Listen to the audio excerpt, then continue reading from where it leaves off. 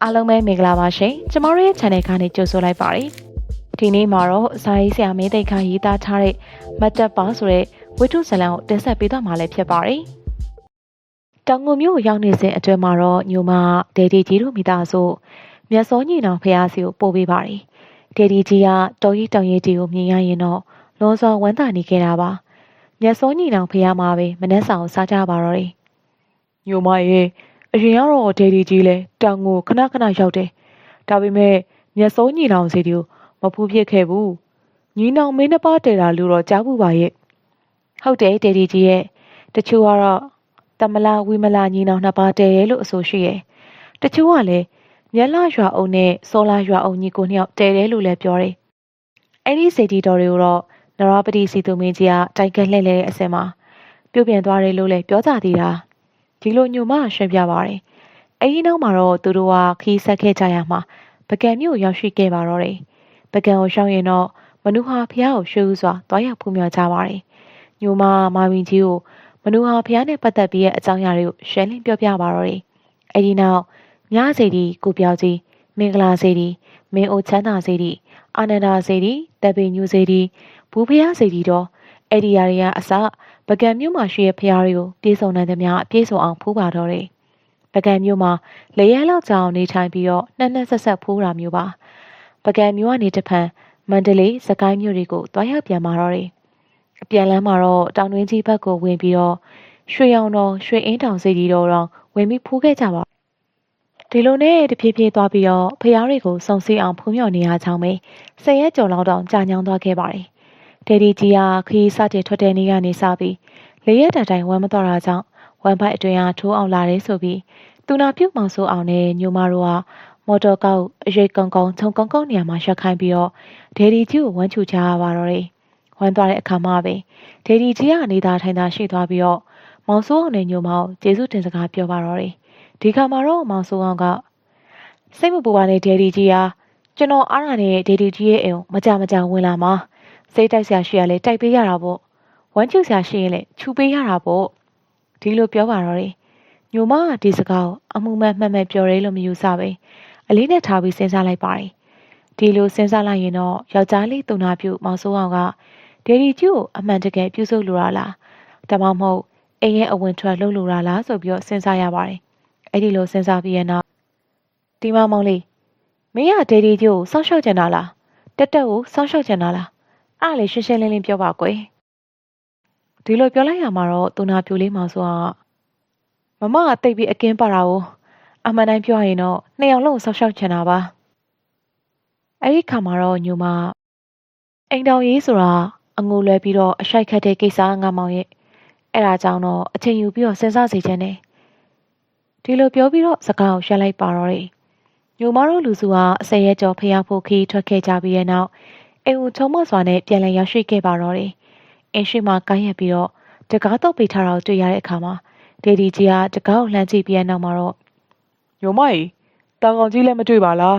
းအိမ်တကားကြီးလည်းတော့ပိတ်လို့ဘယ်များရှောက်လဲနေလည်းမသိရှောက်လဲနေရမဟုတ်ဘူးဒေဒီကြီးရဲ့ညိုမတို့တောင်ကိုရောက်တဲ့နေ့ကလေးကတာကောင်ကြီးကဒီအိမ်ကအပြီးထွက်သွားတာကိုရပစ္စည်းရဲ့ရောင်းတဲ့ဆိုင်မှာ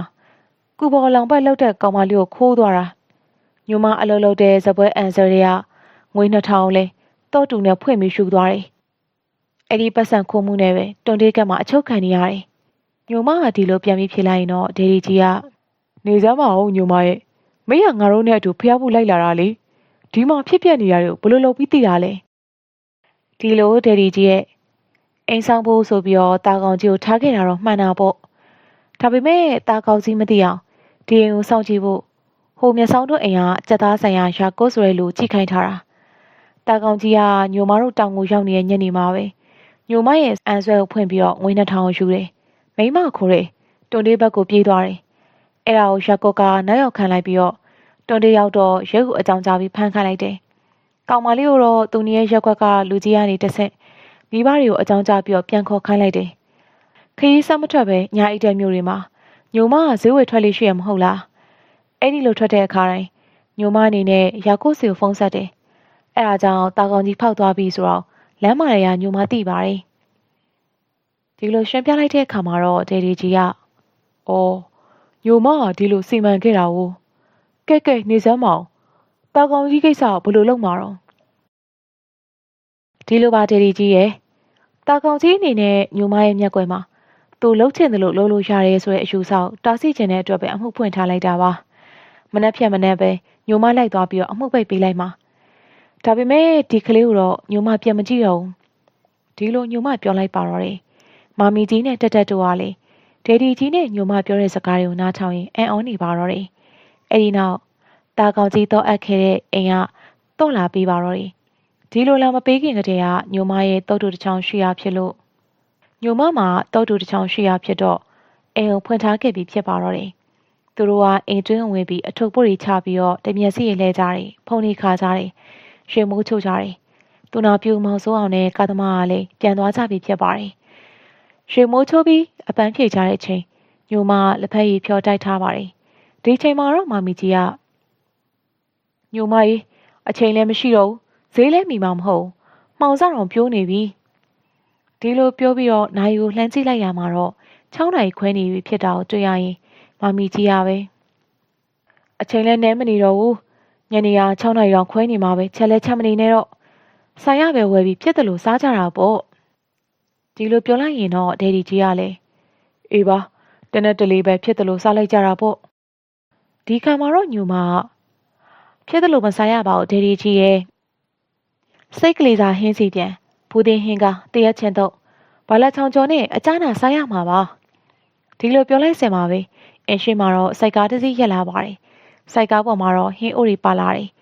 အဲ့ဒီစိုက်ကားနင်းလာတဲ့သူကတော့မောင်နီဆိုတဲ့စိုက်ကားသမားပါမောင်နီကဟင်းအိုတွေကိုအိမ်ပေါ်တင်လာရင်းနဲ့ညိုမကိုအားလုံးပြည့်စုံမဲ့မညိုမကြီးဒီလိုပြောလိုက်တဲ့အခါမှာတော့မညိုမမောင်နီရဲ့ကလေးတွေကစားဖို့အတွက်ပကန်းဝင်လာတဲ့ရုပ်သေးရုပ်လေးနှစ်ယောက်ကိုပေးလိုက်ပါတယ်အဲ့ဒီနောက်မကြမီအချိန်မှာပဲညိုမကိုယ်တိုင်ထမင်းပွဲပြင်ကျွေးပါတော့တယ်ဒေဒီကြီးတို့အားလုံးမြင်ရွှဲစွာစားတော့နေကြရင်းနဲ့ဒေဒီကြီးကနေစမ်းမအောင်ညိုမရဲ့ဒီစိတ်ကလေးစားဟင်းနေနဲ့ဘူးဒီဟင်းကားတွေဘလို့စီမံခဲ့တာတော့။အော်ဒါကစိုက်ကားဆရာမောင်ကြီးရဲ့ရောက်ခမနာနီးဆိုတဲ့အတော်ရစိတ်ကလေးစားဟင်းချက်တာတိတ်တော်တာညိုမနေတဲ့အာဟိခင်တာသူ့သမီးအငယ်လေးစေးုံတက်တုံးကညိုမငွေကြီးနဲ့ကူညီထားတယ်။တခြားကူညီတာတွေလည်းအများကြီးပဲ။ညိုမကိုလည်းအဲ့ဒီအဖွားရတော်တော်ခင်နေ။ပြန်ရောက်မဲ့ညစာကိုချက်ပေးထားဖို့ညိုမပတ်စံအလုံးလောက်ပေးခဲ့တာ။ဒီနေ့ညနေရောက်မယ်ဆိုတော့ရာကိုကနေအကြောင်းကြားပေးလိုက်တာမနက်ကပြေးရအထွက်မှာလက်ဖေးရည်ဆိုင်ဝင်တော့အဲ့ဒီကနေညိုမရာကိုစီကိုတယ်လီဖုန်းဆက်လိုက်တာရာကိုကဒီမနက်ပဲနာနီကြီးစီကိုအကြောင်းကြားလိုက်တာပေါ့အဲ့တော့နာနီကြီးကလည်းဝယ်ချမ်းပြောချက်ပြုတ်ထားတာပေါ့ဒေဒီကြီးရဲ့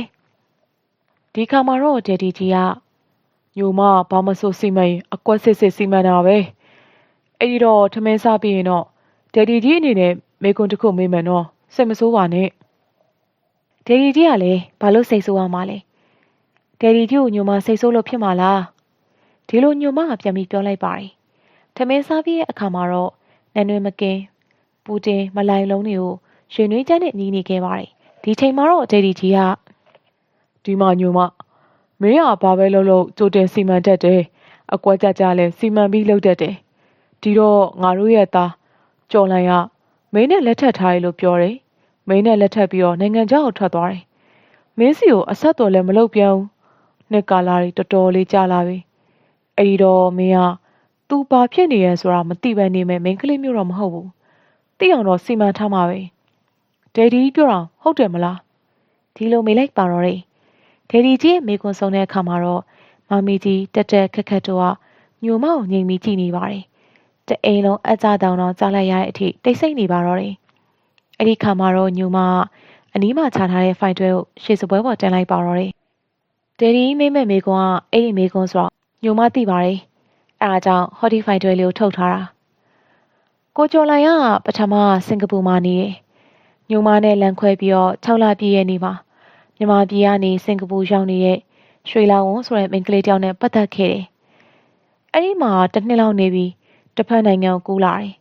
အဲ့ဒီလိုကူးလာပြီးတော့မှပဲကြားတစိမ့်ငါးပစုံလုပ်ငန်းကုမ္ပဏီမှာဝင်ပြီးအလုပ်လုပ်တယ်အဲ့ဒီမှာအလုပ်လုပ်ပြီးရွှေလာကြတဲ့အခါကျတော့သူနဲ့တက်ကုမ္ပဏီရဲ့လုပ်နေတဲ့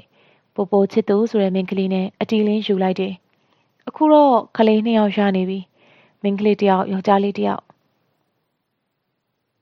ဟောတာပထမမိန်းကလေးရွှေလာဝန်ဒါတော့ဒုတိယရဲ့မိန်းကလေးပိုပိုချစ်သူဒါတော့သူ့ရဲ့သားလေးစန်နီကျော်တဲ့ဟောတာတော့သူ့ရဲ့သမီးလေးမေရီကျော်တဲ့မမီကြီးတို့တက်တို့ကကိုကျော်လာနဲ့အဆက်အသွယ်ရှိပါတယ်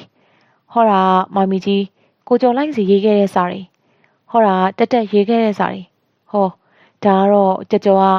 မမီကြီးတို့စီရေးလိုက်တဲ့စာတွေအဲ့ဒီတိုက်ကကုမ္ပဏီမှာစေးမလုပ်နေတဲ့များဆိုတဲ့ကောင်မလေးကညိုမရဲ့တပည့်မလေးပါကျော်တို့အိမ်ကိုလေအဝင်ထွက်ရှိရဲ့ကျော်မိမပိုပိုချစ်သူနဲ့လေတော်တော်ရှိနေပါတယ်ကျော်ကမမီကြီးတို့စီစားထည့်ခိုင်းရင်လေမြပဲထည့်ခိုင်းလိုက်တာပါမြကစာမထည့်ခင်စာရေးကိုခိုးဖွင့်ပြီးတော့စာရီကိုဓာတ်ပုံရိုက်ပြီးမှစာရေးကိုပြန်ပေးပြီးပို့တာကျော်စီဟာစာကိုမမီကြီးတို့ဖတ်နေတဲ့အချိန်မှာညိုမလည်းဖတ်ပြီးပါပဲမမီကြီးတို့တက်စီဟာစာလေဒီအိမ်မှာပဲခက်ပေါ့ပေါ့ပဲထားတယ်အဲ့ဒီတော့မြပဲဓာတ်ပုံရိုက်ပြီးပို့ပါတယ်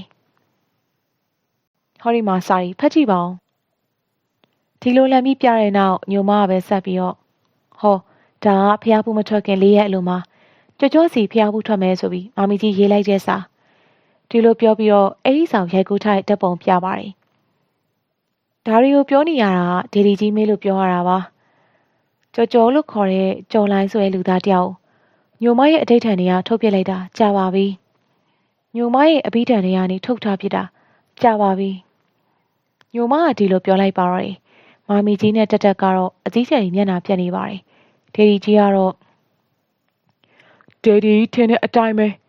ညိုမအားလုံးသိနေတာကိုအခုညိုမပြောနေတဲ့အကြောင်းအရာတွေကိုဒေဒီအမှန်တကယ်မသိပါဘူးတက်စာဆိုပြီးပြောမှယုံမယ်ဆိုရင်လဲတက်စာဆိုပြီးပြောပါမယ်ဒီလိုနေနေရဲ့အတန်ကြီးနဲ့ပြောလိုက်တဲ့အခါမှာတော့ညိုမဒေဒီဘာမှမသိဘူးဆိုတာလဲညိုမသိပါတယ်ချိန်ပြဖို့လည်းမလိုပါဘူးမမီကြီးတို့ကျော်နဲ့အဆက်အသွယ်လောက်တာကိုလည်းညိုမပြောပြပြီးပါပြီကျော်ဟိုမှာဘာဖြစ်တယ်ဘာတွေဖြစ်ခဲ့ရဲဆိုတာလဲညိုမသိရပဲဒါပေမဲ့မမီတို့တက်တို့အနေထိုင်ခက်ရမှာဆိုလို့သာမသိကြအောင်ဟန်ဆောင်နေခဲ့တာလို့ဖွင့်ပြောလိုက်တယ်အဲ့ဒီတော့မမီကြီးတို့တက်တို့အနေနဲ့လေကျော်ကိုပုံရွှတ်ကွက်ရွှတ်နဲ့ဆက်သွယ်ကြမလို့တော့ဘူးလေဒီလိုပြောလိုက်တဲ့ခါမှာတော့ဒေဒီကြီးကစေးရန်အောင်ကိုစိတ်မှုန်များဖြေကမိရှုဖွာလိုက်ပြီးရဲ့နောက်တခုမေးုံမဲ့ညိုမကြီးမင်းကဒီအိမ်ရောက်ပြီး6လကြာတဲ့အခါမှာငါတို့သားနဲ့မပတ်သက်တော့ဘူးဆိုတာမင်းကိုယ်တိုင်လည်းသိတယ်မျောလင်းစရာမရှိတော့ဘူးဆိုတာလည်းမင်းကိုယ်တိုင်အသိဆုံးပဲဒီလိုသိရတဲ့ဒီအိမ်ကထွက်မသွားခဲ့ဘူးတို့မိသားစု၄ယောက်ကိုဆုံးခွာမသွားခဲ့ဘူးရှာဖွေကြွေးမှုရလူလေးတွေမရှိအောင်လှုပ်ပေးခဲ့တယ်အထူးသဖြင့်တို့ရဲ့အိမ်ဟောင်းကြီးကိုတို့ရဲ့စိတ်ကြိုက်အသက်ဖြစ်အောင်စောက်ပေးခဲ့တာတို့မိသားစုမပူးမပင်မကြောက်မကြထားပေးခဲ့တာအဲ့ဒါဘာကြောင့်လဲအဲ့ဒါတော့ဒေဒီကြီးအသိဆုံးပဲဒီလိုမေးတဲ့ခါမှာတော့မမီကြီးနဲ့တက်တို့ကလည်းညိုမကိုမျှော်လင့်ခြင်းကြီးစွာနဲ့စောင့်မျှော်နေခဲ့ကြပါတော့တယ်